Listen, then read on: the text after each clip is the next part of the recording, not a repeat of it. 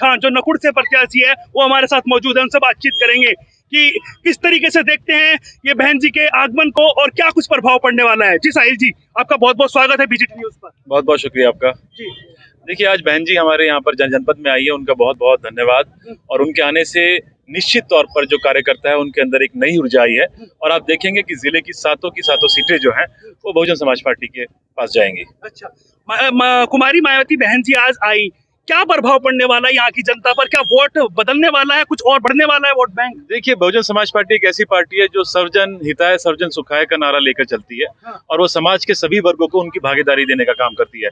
अगर मैं अपने समाज की बात करूं, मुस्लिम समाज की बात करूं, तो जिन लोगों ने उसके जो जीती जागती मिसाल आपके सामने खड़ी है, हम लोगों ने तो 5 साल तक समाजवादी का झंडा उठाकर दर बदर भटके, लेकिन जब हमने अपनी भागीदारी मांगी, हमने बोला कि हमें विधानसभा में जाके अपने समाज के मुद्दे उठाने हैं, तो मुस्लिम समाज के लोगों को धुतकारने का काम हुआ। मैं तो उनसे ही पूछना चाहूंगा आपके चैनल के माध्यम से, समाजवादी पार्टी के शीर्ष नेतृत्व से, कि उन्होंने जो 30 स्टार प्रचारकों की जो सूची जारी करी है उसमें ना आजम खां का नाम शामिल है, ना अब्दुल्ला आजम का नाम शामिल है। उन लोगों को मुसलमानों का वोट तो चाहिए, लेकिन वो नहीं चाहते कि मुसलमान अपनी आवाज जाकर विधानसभा में उठाए। और मेरे साहिल जी, समाजवादी से बसपा में आने के बाद कैसा महसूस हो रहा है? बिल्कुल अच्छा लग रहा है, क्योंकि आप देखिए ना, हमारे जो टिकट वितरण भी हुआ है, अगर मैं अपने समाज की बात करूं और सब समाज की बात करूं, और खासतौर से मुस्लिम समाज को अगर उनका अधिकार मिलने का काम हो रहा है, उनको सम्मान मिलने का काम हो रहा है, तो वो बहुजन समाज पार्टी में हो रहा है। कुछ लोग तो आरोप लगा रहे हैं कि जो बक्सा भर के लेके जाता है बहन जी के पास, उनको टिकट देती है। क्या आपने भी बक्सा दिया है? क्या बक्सा नहीं, हमें तो सम्मान मिला है जी। और यहाँ जो आरोप लगाएंगे उनका तो काम है, विरोधी लोग हैं तो इस तरह के अनाप शनाप आरोप लगाएंगे, क्योंकि उनके पास और तो कोई मुद्दा है नहीं, वो इस तरह से बसपा को बदनाम करने का काम ही करेंगे। पहले नकुड़ से ताहिर हसन जी जो है वो टिकट मांग रहे थे, उनका टिकट कट के आपका टिकट हो गया, अब वो सपा में चले गए, तो क्या वो आपका साथ नहीं दे रहे? क्या जहां वो गए हैं ना, खतरा भी उसी चीज का था कि वो चुनाव में उनके पक्ष में न बैठ जाएं। अच्छा। माननीय मंत्री जी के बसपा में रहते हुए वो भाजपा के मंच पर जाकर मंत्री जी के साथ दिखाई दे रहे थे, तो यही खतरा था कि कभी ऐसा ना हो कि चुनाव में उनके पक्ष में बैठ जाए। बहुत गहरी दोस्ती है उनकी मंत्री जी के साथ, जो दोस्ती आपको अब दिखाई दे रही है। क्या कुछ बातचीत नहीं हुई ताहिर जी से? हाथ बात नहीं मिलाया कि आ जाओ यार, क्यों जा रहे हो वहाँ पे, मेरे साथ रहो ना? वो मेरे वालिद साहब से भी, वो उनकी जो उम्र है 1 साल बड़ी है, वो मैं उनका बहुत अदब और एहतराम करता हूं, क्योंकि उम्र में मुझसे काफी बड़े हैं। मेरे वालिद साहब ने भी उनको फोन किया था और मैंने भी उनको फोन किया था, और जब उन्होंने फोन नहीं उठाया मैंने उनको मैसेज भी डाला था। उसके बावजूद अगर मन बदल गया है और वो समाजवादी में गए, में ताहिर जी का कहते हैं अच्छा खासा वोट बैंक है, तो वो कितना नुकसान कर पाएंगे आपका वोटों में? देखिए, बहुजन समाज पार्टी का नकुड़ में अगर आप देखेंगे ना, नकुड़ में हमारा मुकाबला अपने आप से है। हमें ये देखना है कि हम 50,000 से जीते या 1 लाख से जीते। वहां पर जो लोग 15 साल से 20 साल से गायब थे, 15 दिन पहले वो चुनाव में आ गए हैं, मैदान में आ गए हैं। हम लोगों ने तो मेहनत करी है। 2020 का लॉकडाउन लगा, 2021 का लॉकडाउन लगा, हमारे अलावा मैदान में था कौन?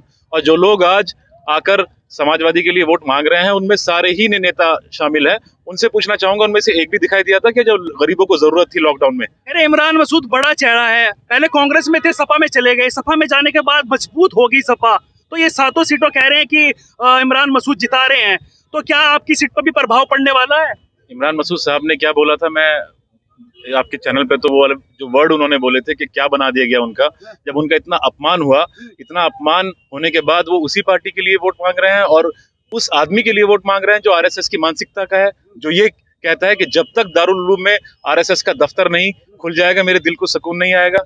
इस आदमी के लिए, जिसने विकास नहीं किया, ये आदमी जो गरीबों का पैसा था, जो हमारी विधानसभा का पैसा था, जिसने अपनी जेब भरने का काम किया है, और जब गरीबों को, मजलूमों को, किसानों को जरूरत हुई है, ये फील्ड से गायब रहा है, इस आदमी के लिए वोट मांग रहे हैं। मेरे ख्याल से इमरान मसूद साहब को भी चाहिए कि वक्त अभी भी है, इट्स नेवर टू लेट, वो आ जाएं, बसपा का सपोर्ट करें और उनको यहाँ पर सम्मान मिलने का काम होगा, जैसे हमें मिल रहा है। डॉक्टर धर्म सिंह चैरी 4 बार से विधायक और मंत्री भी रहे हैं, पहले बीएसपी में रहे हैं, फिर भाजपा में रहे हैं, तो उनके आने से सपा में आपका टिकट कट गया, तो उसको लेकर क्या बोलेंगे आप?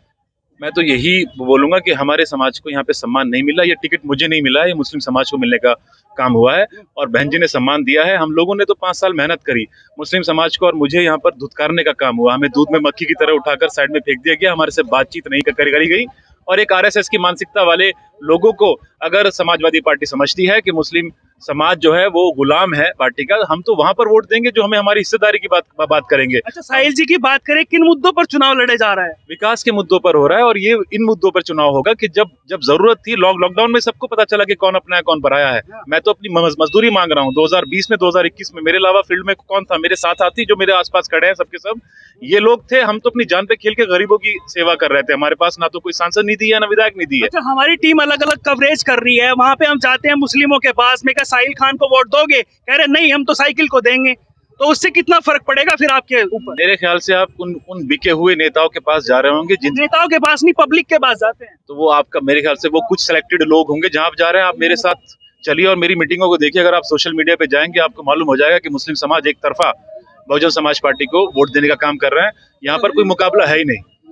चलिए, अंतिम सवाल मेरा आपसे, क्या प्राथमिकताएं रहेंगी अगर आपका निकलती है आपकी सीट यहाँ से? क्या प्राथमिकताएं रहेंगी? प्राथमिकता यहाँ पर होंगी कि यहाँ पर रोजगार के अवसर क्रिएट होंगे। यहाँ पर जो विकास नहीं हुआ, चहुमुखी विकास यहाँ पर होना चाहिए था। बदहाल है हमारी 20 साल, नकुड़ विधानसभा बेहाल, ये यहाँ पर चारों तरफ आपको सुनने में मिल रहा है हमारी विधानसभा में। और मेरा जो होगा सबसे बड़ा मुद्दा यही होगा कि यहाँ पे चारों तरफ चहुमुखी विकास हो, सब समाज को सम्मान मिले और यहाँ पर रोजगार की व्यवस्था युवाओं के लिए हो। अच्छा, कितना वोट आपको मिल रहा है मुस्लिम समाज का? मुस्लिम समाज का पूरा वोट मिल रहा है। मैं जब सबके सब अपनी छाती ठोक ठोक के बोल रहे हैं मेरा समाज मेरे पीछे खड़ा है, मैं भी अकेला खड़ा हूँ अपने समाज से। मेरा समाज 1,32,000 है। दलित समाज हमारे साथ में है और सेक्युलर ज़हनियत का हिंदू समाज भी हमारे साथ में। आप देखिए, मैं सिर्फ ये बात कहने के लिए नहीं कह रहा हूँ। अभी कुछ दिन बाद जब रिजल्ट आ जाएंगे 10 मार्च को, जब अक्सर गुजर बहुल्य सीट है और जो कैंडिडेट है भाजपा से वो भी गुजर बहुल्य है, तो वो कुछ आंकड़ा बिगाड़ सकते हैं आपका? नहीं, बिल्कुल नहीं। देखिए, वो तो कुछ जो बीजेपी से जुड़े हुए लोग हैं वो बीजेपी को देंगे। जो कुछ लोग हैं, मैं तो बोलूंगा कि जो आरएसएस की मानसिकता वाला प्रत्याशी है, अपने पैसे का इस्तेमाल कर रहा है, कुछ खरीदे हुए लोग हैं, वो उनकी बात करेंगे। और हमारे साथ सब समाज के लोग हैं। और आप देखेंगे कि एक तरफा चुनाव जो यहाँ पर होगा, मैं मुकाबला मान ही नहीं रहा हूँ। मैंने आपको बोला कि हम ये देख रहे हैं कि हमारी 50,000 से जीत होगी या हमारी 1 लाख से जीत होगी। चलिए, देखिए, ये मेरे साथ नकुड़ से प्रत्याशी साहिल खान जी मेरे साथ मौजूद थे। उन्होंने बताया कि उनकी क्या प्राथमिकता रहने वाली है। मैं अपने सहयोगी लक्की के साथ रजत शर्मा, बीजीटी न्यूज।